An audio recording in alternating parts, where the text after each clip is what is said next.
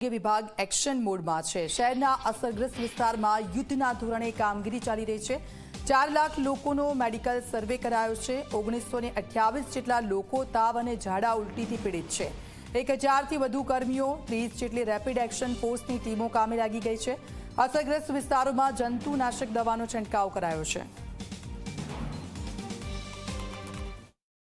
સુરતમાં જે રીતે ભારે વરસાદ જોવા મળ્યો હતો ત્યારબાદ ખાડી પૂરની પરિસ્થિતિનું નિર્માણ થયું હતું। હાલ જે અસરગ્રસ્ત વિસ્તાર છે ત્યાં આરોગ્ય વિભાગની જે ટીમ છે તે ટીમ દ્વારા યુદ્ધના ધોરણે જે કામગીરી છે તે શરૂ કરવામાં આવી છે। આપણી સાથે આરોગ્ય વિભાગના અધિકારી જોડાયા છે, તેમની સાથે આપણે વાતચીત કરીશું।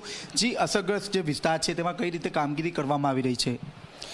ગત અઠવાડિયે સુરતના લિંબાયત, ઉધના, વરાછા, રાંદેર વગેરે જેવા વિસ્તારોમાં પાણીનો ભરાવો થયેલો હતો। પાણી ઓસરતા તુરંત જ હેલ્થ અને સેનિટેશન વિભાગ દ્વારા યુદ્ધના ધોરણે કામગીરી આરંભી દેવામાં આવી હતી। શહેરમાં હાલમાં તમામ ઝોનમાં કુલ 1000થી પણ વધારે કર્મચારીઓ જે ફક્ત પાણી ભરાયેલા વિસ્તારોમાં કામગીરી કરે છે। આ સાથે સાથે જેસીબી, લોડર ટ્રક જેવા મશીનરીનો ઉપયોગ કરીને પણ તાત્કાલિક તમામ જગ્યાએ કચરાનો નિકાલ થઈ જાય તે સુનિશ્ચિત કરવામાં આવી રહ્યું છે।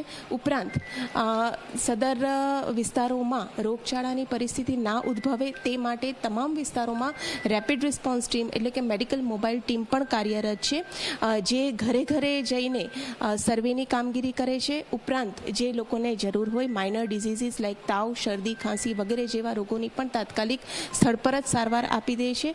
અને ઉપરાંત તમામ ઘરોમાં ક્લોરીન ટેબ્લેટ ડિસ્ટ્રીબ્યુશન અને જરૂર જણાયે ORS ડિસ્ટ્રીબ્યુશન પણ કરવામાં આવી રહ્યું છે। ખાસ કરીને જે રીતે સર્વે હાથ ધરવામાં આવે, તાવ અને ઝાડા ઉલટીના 2900 જેટલા કેસ મળ્યા છે, તો ત્યાં કયા પ્રકારની કામગીરી હાથ ધરવામાં આવી રહી છે?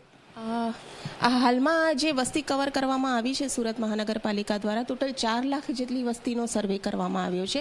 અને 4 લાખ જેટલી વસ્તીમાં કુલ 350 જેટલા તાવના દર્દીઓ છે, તેમજ 900થી 1000 જેટલા અન્ય રોગો જેવા કે ચામડીના એવા માઇનર ડિઝીઝીસના દર્દીઓ છે, જેમને સ્થળ પર જ સારવાર આપવામાં આવી છે। સુરત મહાનગરપાલિકાની આરોગ્ય ટીમ દ્વારા આ તમામ દર્દીઓને સ્થળ પર સારવાર આપવાનો ઉદ્દેશ્ય ફક્ત એટલો જ છે કે જેથી રોગચાળો વધારે નહીં ફેલાય તથા આપણે તાકીદે વ્યક્તિની સારવાર કરી શકીએ, જેથી કોમ્પ્લિકેશન ના થાય। તો આપણે જે રીતે સાંભળ્યું તે રીતે રોગચાળાનું પ્રમાણ જે રીતે સતત વધી રહ્યું છે, ત્યારબાદ આરોગ્ય વિભાગની જે ટીમ છે તે ટીમ દ્વારા યુદ્ધના ધોરણે જે કામગીરી છે તે શરૂ કરવામાં આવી છે। રેપિડ એક્શન ફોર્સ જે છે તે ઉતારવામાં આવી છે અને ખાસ કરીને 1000થી વધુ જે કર્મચારીઓ છે તે જે તે અસરગ્રસ્ત જે વિસ્તાર છે ત્યાં મૂકી દેવામાં આવ્યા છે। કેમેરામેન વિજય વેસાણી સાથે ચેતન પટેલ, ઝી મીડિયા, સુરત। સુરત શહેરમાં જે રીતે ધોધમાર વરસાદ વરસ્યો હતો, જેને કારણે ખાડી પૂરની પરિસ્થિતિનું નિર્માણ થયું હતું, ત્યારે સુરતમાં જે રીતે ખાડી પૂરના પાણી ઓસર્યા છે ત્યારબાદ જે રોગચાળાનું જે પ્રમાણ છે તે સતત વધી રહ્યું છે। ખાસ કરીને ઝાડા ઉલટી અને કેસના જે આંકડાઓ છે તે સતત વધી રહ્યા છે। કેસના આંકડાની સાથે મોતના આંકડા પણ સતત વધી રહ્યા છે। ભેસ્તાનમાં જે યુવાન છે તેનો તાવ આવ્યા બાદ તેનું સારવાર દરમિયાન કરુણ મોત નીપજ્યું છે, જ્યારે અન્ય જે ડિંડોલી વિસ્તારમાં જે વૃદ્ધા છે તે વૃદ્ધાનું ઝાડા ઉલટી બાદ કરુણ મોત નીપજ્યું છે। હાલમાં 24 કલાકની ટીમ આવી પહોંચી છે સુરતની નવી સિવિલ હોસ્પિટલ ખાતે, જ્યાં વહેલી સવારે આપ ઓપીડી જોઈ શકો છો। અહીં ઓપીડી હાઉસફુલ જોવા મળી રહી છે। જે વૃદ્ધા છે તે વૃદ્ધાને પણ તાવ આવી રહ્યા છે। જી क्या हुआ है आपको? कितने दिन से आ रहे हो? 2 दिन होगा। क्या हुआ है? बुखार है। अच्छा नहीं हुआ? नहीं। कहाँ से आ रहे हो आप? आशापुर से।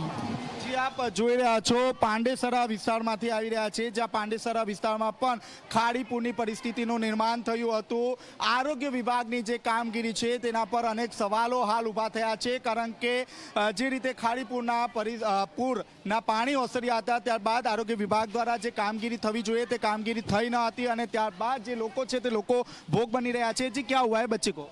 इसको बुखार हुआ है। कितने दिन से? 3-4 दिन से। अच्छा नहीं हुआ? कहाँ से आए हो आप? पंडेसरा पांडेसरा से। क्या यहाँ पे कहाँ पे लेके आए हो आप? सिविल में दिखाने के लिए। जी आप भी आए हो, कहाँ से आए हो? क्या हुआ है बच्चे को? बच्चे का नहीं मेरा। आपको बताना है किसको? हाँ। क्या हुआ है? बेबी का प्रेगनेंसी दिखाना है। જી આપ જોઈ રહ્યા છો જે નાના બાળકો છે તે નાના બાળકોમાં તાવ અને ઝાડા ઉલટીનો જે વાવ છે તે સૌથી વધુ જોવા મળી રહ્યો છે. બીજી તરફ ઝી 24 કલાકની ટીમ દ્વારા આરોગ્ય જે અધિકારી છે તેમનો સંપર્ક પણ કરવાનો પ્રયાસ કરવામાં આવ્યો હતો, પરંતુ આરોગ્ય વિભાગ છેલ્લા 3 દિવસથી ઝી 24 કલાકના જે પ્રતિનિધિ છે તેમનો ફોન નથી ઉપાડી રહ્યા. ક્યાંક ને ક્યાંક પોતાનો જે બચાવ છે તે બચાવ કરી રહ્યા છે. જે કેમેરાની સામે જ્યારે આવવાનું તેમને કહ્યું ત્યારે તેમને ટાળ્યું હતું અને તેમને ફોન ઉચકવાનું બંધ કરી દેવામાં આવ્યું છે. ત્યારે જે સ્થાનિક લોકો છે તે સ્થાનિક લોકોમાં પણ રોષનું વાતાવરણ જોવા મળી રહ્યું છે.